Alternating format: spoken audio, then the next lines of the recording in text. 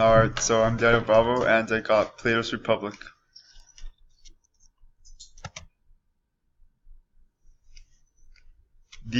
Plato's Republic begins with the nature of the question. It begins when Cephalus claims that wealth can save man from being unjust, and money can afford like a good afterlife. Like once you're done. After Cephalus made that claim, Socrates got intrigued by the nature of the question, and he asked he's asking for the definition of justice. Can you pause it? Socrates also stated the idea that it is better to be a just and poor living man than an unjust and wealthy man. Okay, pause it. As we said right now, one of Socrates' debaters, Thrasymachus, he said that justice is established by the strong and the weak serve the interest of the strong, as the definition of justice. In Book 2, that question plagues history. In Book 2, Socrates has to show that smartly pursuing one's happiness benefits being just over being unjust, without the need to show that acting justly brings about happiness. Okay, guys, so go ahead and pause it. After Socrates' assumption is challenged by his debaters, which are Glaucon and Adeimantus, Socrates suggests the idea of looking for justice or virtue in a city. Socrates begins with the assumption that a just city is reflected upon as bigger and more of nature than an unjust city. Right. So let's pause it. We're a sick world. So we were to use his philosophy today. Martin is sick. I know. Sorry. Socrates' debaters keep on challenging Socrates, and to this, Socrates must define what justice is in order to respond to the questions.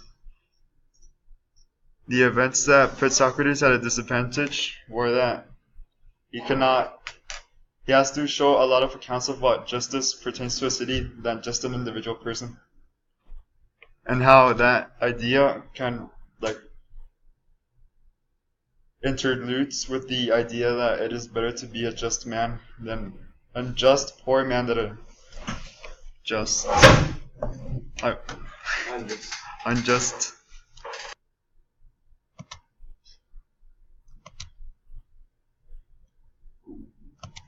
Socrates assumes that a just city is always more successful and happy than an unjust city.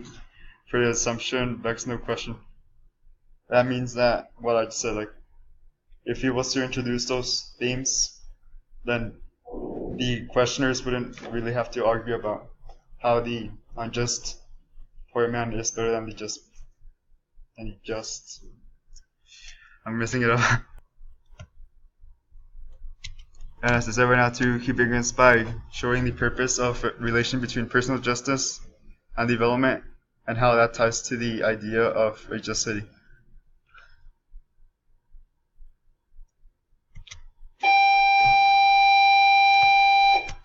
In human motivations, Socrates' account of what justice is dependent upon the account of what the human soul consists of. According to Socrates and the Republic, every human soul is composed of three parts: reason, spirit, and appetite. In Book 10, Socrates argues that the soul is immortal and that the disembodied soul is simple. In addition, Socrates attributes beliefs, emotions, and desires as compositions of the soul that maneuver simultaneous opposition and conflict through honor and appetite. You all understand what that means? That sometimes you're in conflict with your appetite of what you're supposed to be doing. Okay? Everything from what you choose to eat to how you spend your time. Am I gonna learn wisdom?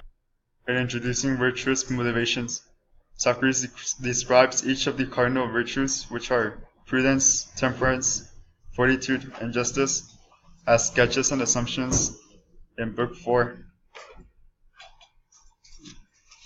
By defining the actions of the wise, courageous, and cowardly people. After he describes the virtues, he considers that justice in a person, what justice in a person is, and why a person should be or strive to be just. Okay, go ahead and pause it. So, In Perfectly Virtuous Motivations, Socrates fails to explain what knowledge and the good in a person that is just this. Socrates addresses these issues in books 5 through 7 by adding to the account of his insistence that virtue requires knowledge and that only philosophers have knowledge. Socrates then promotes mathematical learning and knowledge, an oligarchy that is run by philosophers in which they know knowledge and are compelled to rule and do their part in sustaining the just city. So this is all Plato his ones other philosophers. right. Okay.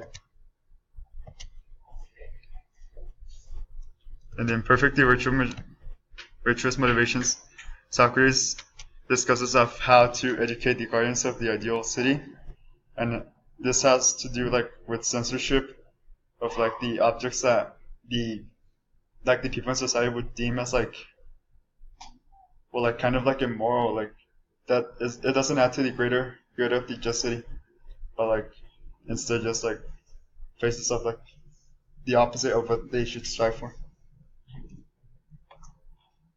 In addition, by shaping the attitudes of the young guardians will be subjects to a just and harmonious soul and just city.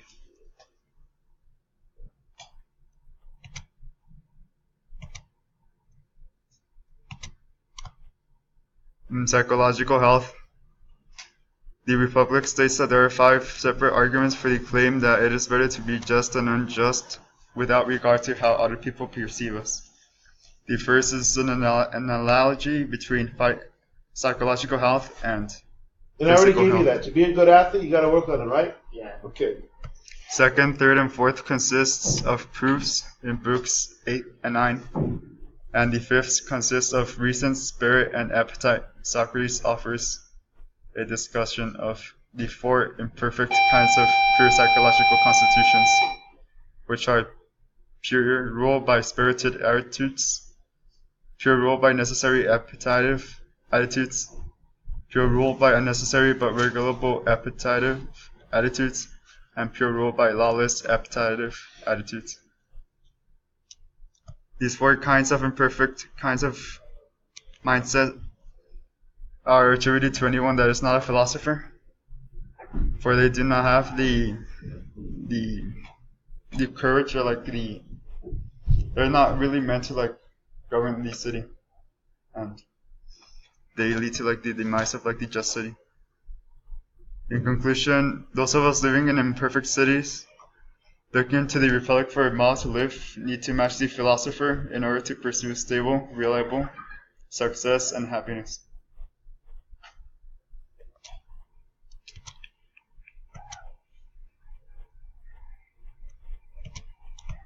In Pleasure, Socrates proceeds to make 2 arguments. The first would be an appeal to authority. Socrates suggests that just as each part of the soul has its own characteristics, desires, and pleasures, the characteristic of pleasure for philosophers is learning, and that alone provides for reason and experience. That, in the end, makes the philosopher a superior individual in comparison to the general public in knowing how to lead a just city. And that's all I have. You go to pause it.